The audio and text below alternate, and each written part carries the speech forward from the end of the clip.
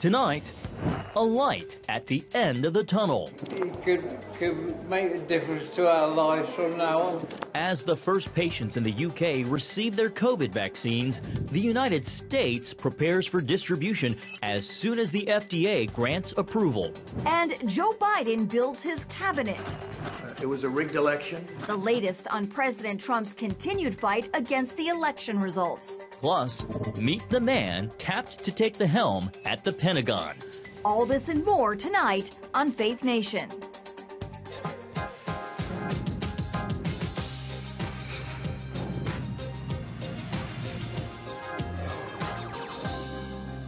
A COVID vaccine at long last finally becomes a reality. Welcome to Faith Nation. I'm John Jessup. And I'm Tara Mergener. It was a day for the history books in London where the UK kicked off inoculations. That's right. Hailed as V-Day or Vexit, Britain has become the first Western country to administer Pfizer's new coronavirus vaccine, and the United States is expected to be the next, perhaps as early as Friday. Here in Washington, President Trump kicked off a summit highlighting the rapid development of a vaccine and signing an executive order aimed at making sure Americans are prioritized in receiving U.S.-made doses. We harness the full power of government, the genius of American scientists, and the might of American industry to save millions and millions of lives all over the world. Sending a clear America First message. The president wants to make sure the 100 million doses the government purchased from Pfizer are readily available here before aid goes to other countries. American citizens have first priority to receive American vaccines, and then we're going to be working with other countries all over the world. The White House summit comes 2 days before the FDA hosts its emergency use authorization hearing for a vaccine. Throughout the UK, patients and health workers at dozens of hospitals are already getting the shot. It's amazing to see the vaccine come out. It's amazing to see this tremendous shot in the arm for the entire nation, but we can't afford to relax now. 90-year-old Maggie from Northern Ireland became the first official patient. Hopefully it'll help other people come along and do as I did. In the U.S., more than 102,000 people are currently hospitalized with the virus. New data from the Department of Health and Human Services provides the most detailed picture of how COVID is stressing U.S. hospitals, big and small, with facilities in 126 counties dangerously full. There is no detailed plan that we've seen anyway. Skeptical of the president's rollout of the vaccine, Joe Biden holds his own event in Delaware to introduce members of his team who would lead a Biden administration pandemic response. And with us now is ABC News medical contributor Dr. Darian Sutton. He is an attending physician, emergency physician rather, in New York City, and he has been on the front lines fighting the outbreak. Dr. Sutton, thank you for being with us. How encouraging is it to know we're potentially days away from the first Americans getting the COVID-19 vaccine?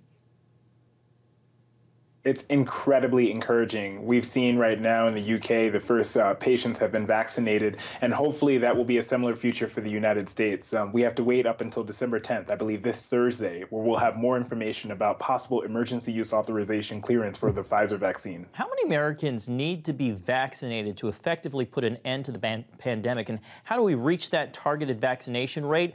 If there are some doctors and nurses, in a report that I heard today, 55% of FDNY who said that they would not get a vaccine. There's also one recent CDC survey that says 63% of healthcare workers polled would get a COVID-19 vaccine, so that leaves more than a third who wouldn't. Dr. Sutton, how do you factor all that in? So right now, epidemiologists and scientists state or theorize that we would need approximately 60% of the entire American population to participate in vaccine use in order to create, hopefully, a vaccine-induced herd immunity. From what we know from the CDC reports from the last 10 years of vaccine participation with such things as the flu vaccine, participation hovers around 45%. So that just tells me that as healthcare providers and as an industry as a whole, we need to put a lot of effort into education. So I understand this hesitancy, and it is a normal reaction to any new medication or therapeutic, and I think it's an important reaction that should provide the response of a healthcare provider to show that these vaccines are studied and that they are safe. I want to encourage everyone that this vaccine production is what happens when vaccines are prioritized, not rushed. There have not been safety mechanisms that have been skipped. This is simply an effort that has been funded tremendously and also shows working in an environment where there are many cases, and that allows a good environment to produce and prioritize a vaccine, but it is not rushed. Well, as we mentioned, you have been serving on the front lines with other doctors and nurses. Dr. Sutton, how do things compare to where we were in the early days of the pandemic when New York City was ground zero? Well, right now we've come a significantly long way. I think overall, initially in March and April, it was honestly a critical crisis. We had so many patients that it honestly was not enough room. And now what we're seeing is that we have relatively controlled numbers, but slightly increasing. So we're trying to pay attention to that and do our best to prevent a recurrence of what we saw in late spring of this year. What about the exhaustion and the fatigue and the morale? How does that compare to where you were months ago?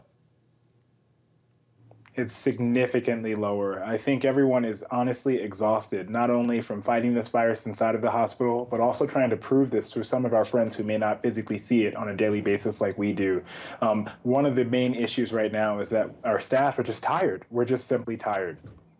Dr. Sutton, on this day when we cross 15 million COVID cases here in the United States, along with a spike in hospitalizations and deaths, those don't take into full account the Thanksgiving holiday travel, and we're weeks away from Christmas. How concerned are you about the future, even with the prospect of vaccinations?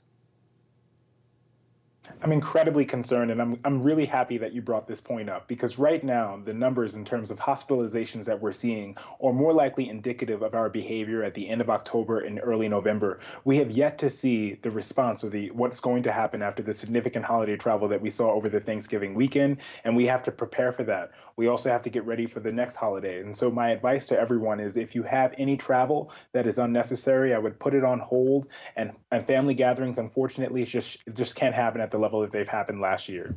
All right, Dr. Darian Sutton, thank you so much for your time, and also thank you for your service on the front lines. Thank you. Today marks the deadline for states to certify election results, but a new lawsuit filed directly to the Supreme Court challenging election results in 4 states.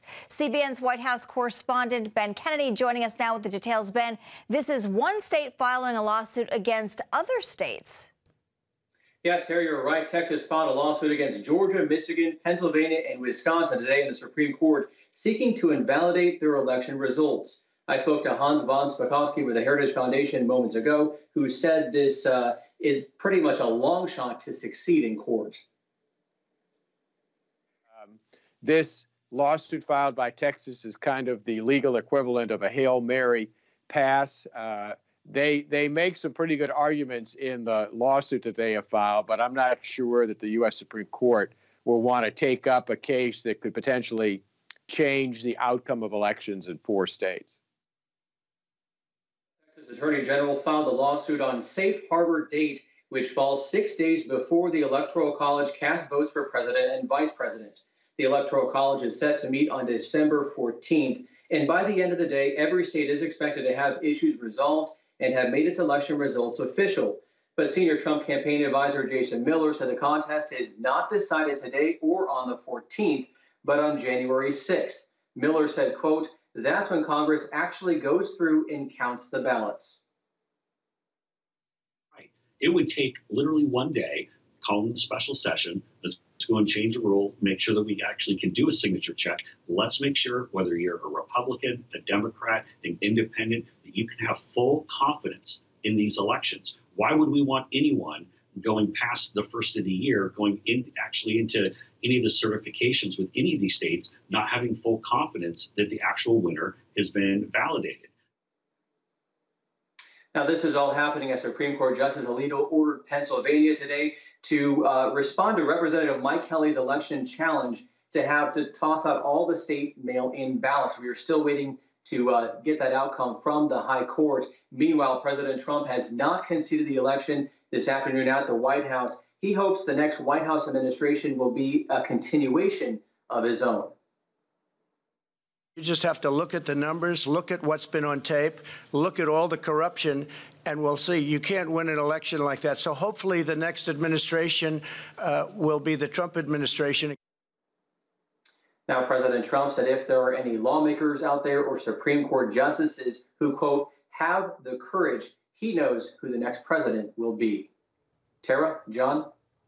All right, CBN White House correspondent Ben Kennedy. Thank you, Ben. Well, joining us now is David Brody, CBN chief political analyst. David, as we just heard Ben reporting, the legal cases are still making their way through the courts. The president, though, shows no signs of backing down. So, David, what happens come November 14th when the Electoral College does vote?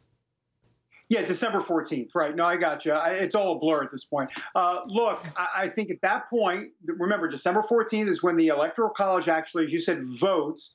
And then that is sealed in an envelope and sent to Congress. So it's really kind of a long story, but let me try to boil it down for you. Everybody's talking about December 14th, but the Trump campaign putting out a statement late this afternoon talking about it's not over until January 6th. And that is true.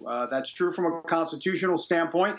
January 6th is when Congress, the new Congress, will meet. That is when the electoral votes will be read and not certified, but basically kind of stamped for approval.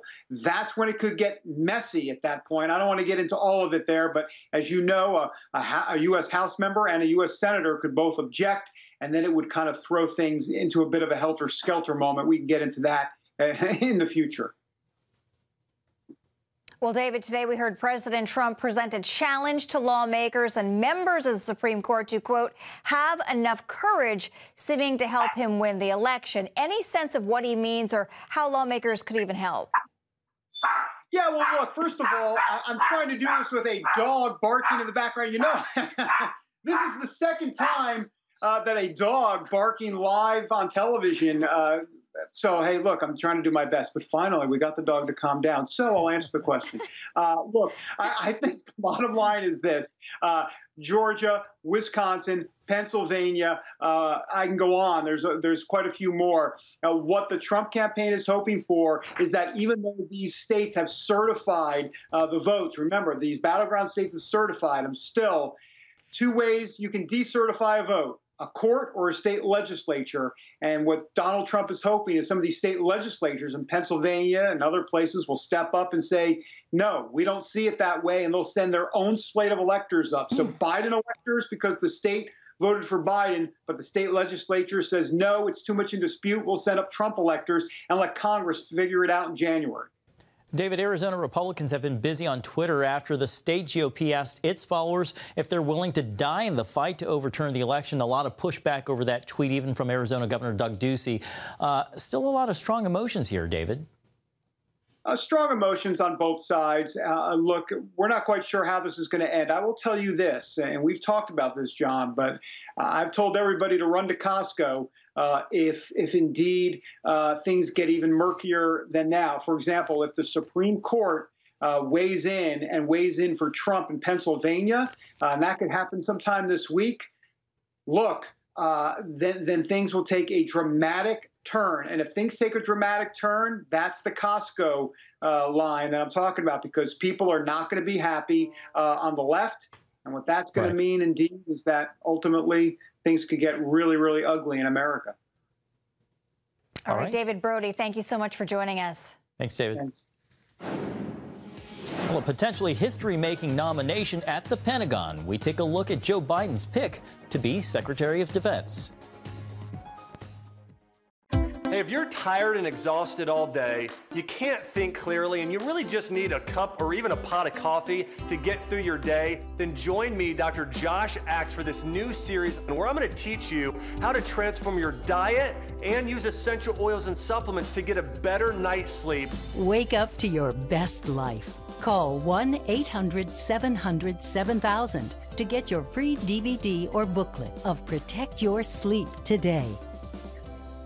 It's about the competition. I kind of put that pressure on myself, and I think people had expectations. It's about overcoming. We use this phrase all the time: keep chopping, keep practicing hard.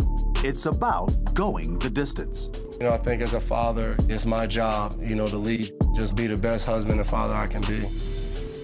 Watch Going the Distance with Sean Brown Saturday night at 7:30 on the CBN News Channel. Orphans Promise is committed to loving and serving at-risk children, to helping keep families together, and to creating opportunities for strong and sustainable communities around the world. We're working in over 60 countries around the world, and with your help, we can do even more. There's an old African proverb I love that says, if you want to run fast, run alone. But if you want to run far, run together. At Orphans Promise, we want to run far so we can touch the lives of as many orphaned and vulnerable children as possible. But we don't want to go alone. We're out to change the world, one child, one family, one community at a time. Will you join us?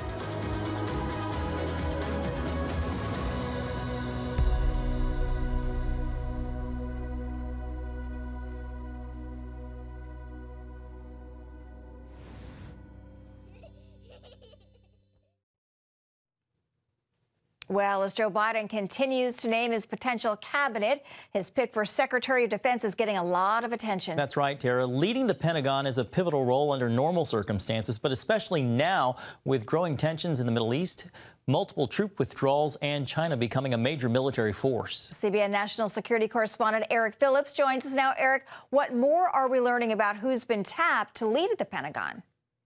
Well, Tara and John, Biden's nominee for Defense Secretary is expected to be retired Army General Lloyd Austin. The 41-year military veteran would make history as the first African-American Secretary of Defense. But it's how long he's been out of the service that could prove to be his first challenge. 67-year-old four-star General Lloyd Austin has unquestioned experience. A graduate of West Point, he is no stranger to Joe Biden. Austin led CENTCOM, or Central Command, making him responsible for operations in the Middle East. He's also the first African-American to hold the second highest post in the Army, that of Vice Chief. I asked military strategist Brad Bowman about Austin's impending nomination. Qualified and a wonderful effort to have a diverse cabinet. But there's a catch. Austin retired from military service in 2016, and by law, a Secretary of Defense must have been a civilian for at least 7 years prior to holding that post. The military answers to civilians. That's the way it has been, and that's the way it should be. And so for that reason, we want a civilian leading the Department of Defense. Austin would need a congressional waiver signed by the president to serve. It's only happened twice in history, the last time for James Mattis, who served as President Trump's first Secretary of Defense. Democrats strongly opposed that waiver. This is going to be a wonderful confluence of principle, law, and politics all coming together in one vote. So I look forward to grabbing some popcorn and watching this. Austin may have other tough hurdles as well. As commander of CENTCOM, he was instrumental in the troop withdrawal from Iraq in 2011, a call made by the Obama administration, which arguably led to the formation of the ISIS caliphate. I'd be very interested to know what General Austin's view is looking back on the withdrawal from Iraq in 2011. Does he believe that was a mistake? And if you believe that 2011 withdrawal from Iraq was a mistake, how does that inform your view of the current withdrawals underway in Iraq and Afghanistan? All tough questions. Another possible challenge. Austin has served on the board of directors for Raytheon, one of the military's biggest contractors. Some might take issue with that. And a little bit more about Austin. We're told he tends to shy away from cameras, that he is a practicing Catholic, and that he is married to Charlene, his wife, of 40 years. Tara and John. All right, Eric Phillips, thank you so much. Well, 14 military leaders have been suspended or fired at Fort Hood. It comes after an independent investigation into a pattern of violence, including sexual harassment, assault, and murder on the base. Army Secretary Ryan McCarthy says the problems stem from the chronic failures of leadership. Leaders drive culture and are responsible for everything the unit does or does not happen to do. I am gravely disappointed that leaders failed to effectively create a climate that treated all soldiers with dignity and respect. The Army has also created a task force to address the issues at Fort Hood. Well, Chuck Yeager, the legendary test pilot and World War II fighter pilot, has died at the age of 97. Yeager flew for more than 60 years, but is best known for making history in 1947 when he became the first person to break the sound barrier. We didn't even know that we would ever break Mach 1. And as far as knowing when, we had no idea when, because we didn't know what was going on. And it just worked out that way. You're a little bit surprised that things didn't fly apart because it's the way you've been sort of thinking. But when it didn't, you're relieved. Yeager received multiple military awards for his work, as well as receiving the Presidential Medal of Freedom from President Ronald Reagan. Coming up, fighting an anti-Israel movement by creating connections with Christian businesses. How it's being done when Faith Nation returns.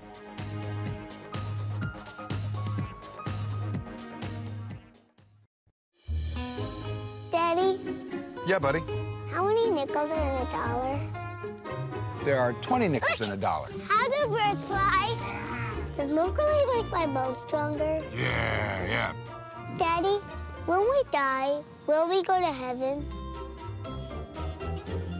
Do you have the answer to life's biggest question? Call the 700 Club. We'll help you find answers to the important questions life brings your way. Watch breaking news, in-depth exclusive stories and programs from health to entertainment you won't find anywhere else. The CBN News Channel, a perspective you can trust. Enjoy credible news reporting from around the world. Discover inspiring programs and stories of hope, all in one place from a Christian perspective. The CBN News Channel, a perspective you can trust. To watch the CBN News Channel, download the app or visit cbnnewschannel.com. Hello, I'm Dr. David Perlmutter, board-certified neurologist and #1 New York Times bestselling author. Wouldn't it be great to boost your energy, eliminate brain fog, and even reverse brain disease? Well, you can, and I'm going to show you how, along with some of the world's most well-respected brain experts in this DVD, Protect Your Brain. Get Protect Your Brain, a free DVD only from the Christian Broadcasting Network, featuring experts on the cutting edge of neuroscience and brain health. No matter how many times you've failed in the past, you really can do this. In Protect Your Brain, you'll discover simple strategies to keep your brain young and healthy.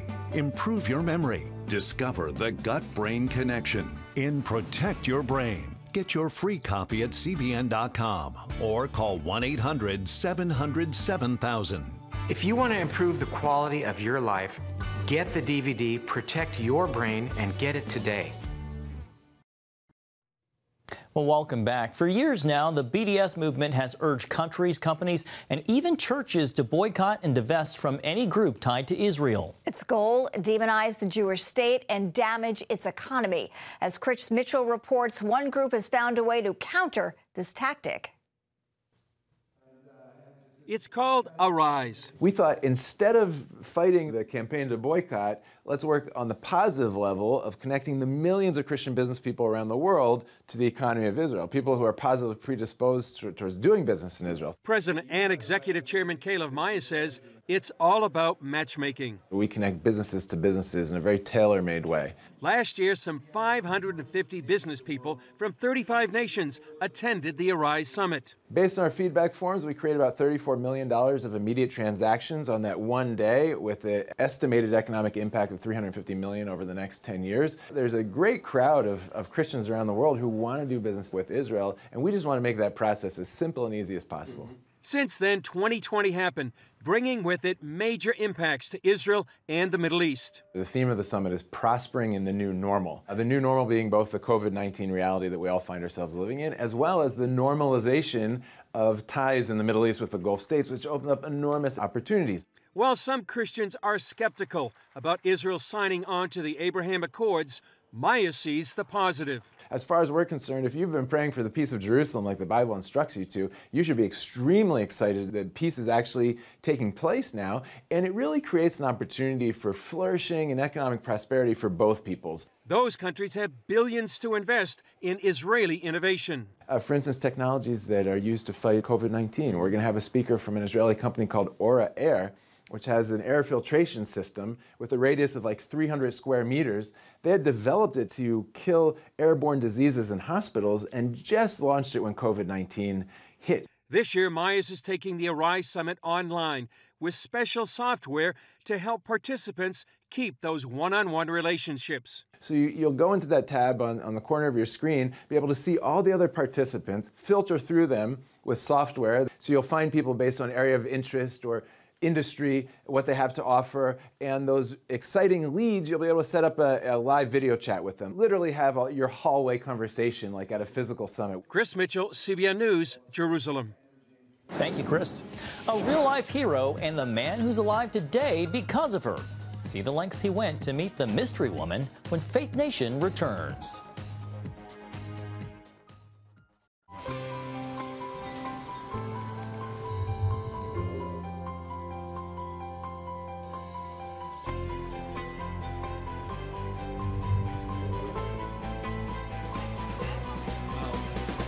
I am Regent's first ROTC graduate student.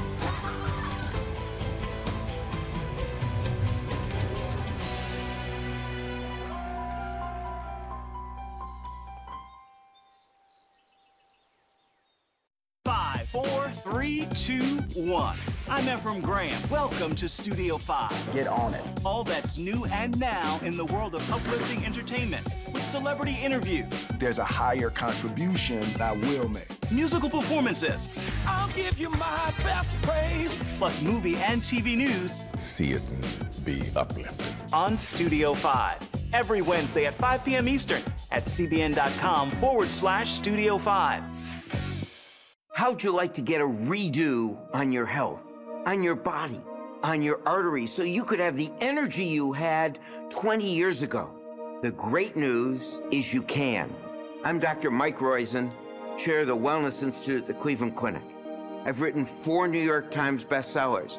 But even better than having to read all that, you can listen to this DVD and watch it. Protect your heart? Yes, you can. Here's how. Go to CBN.com or call 1-800-700-7000 for your free copy of Protect Your Heart. Let the medical experts show you their new discoveries on how to avoid heart disease and even reverse it. Easy steps to uncover the hidden dangers in your medicine cabinet, reduce stress, and get a complete do-over for your health. Call 1-800-700-7000. That's 1-800-700-7000. Or go to CBN.com to claim your free copy of Protect Your Heart.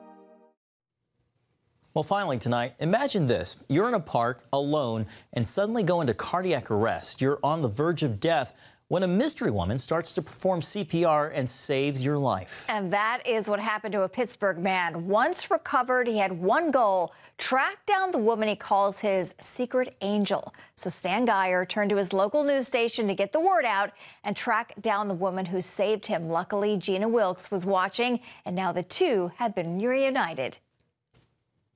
Thank you so much. I can't tell you how much this means to me. I can't thank you enough for giving me life to be able to be here today to thank you. How great is that? Gina says she's grateful she'd taken a CPR class and knew what to do, and she recommends everyone take one of those classes. That will do it for Faith Nation. She was definitely in the right place at the right time. Thanks for watching, and hope to see you again tomorrow. See you tomorrow.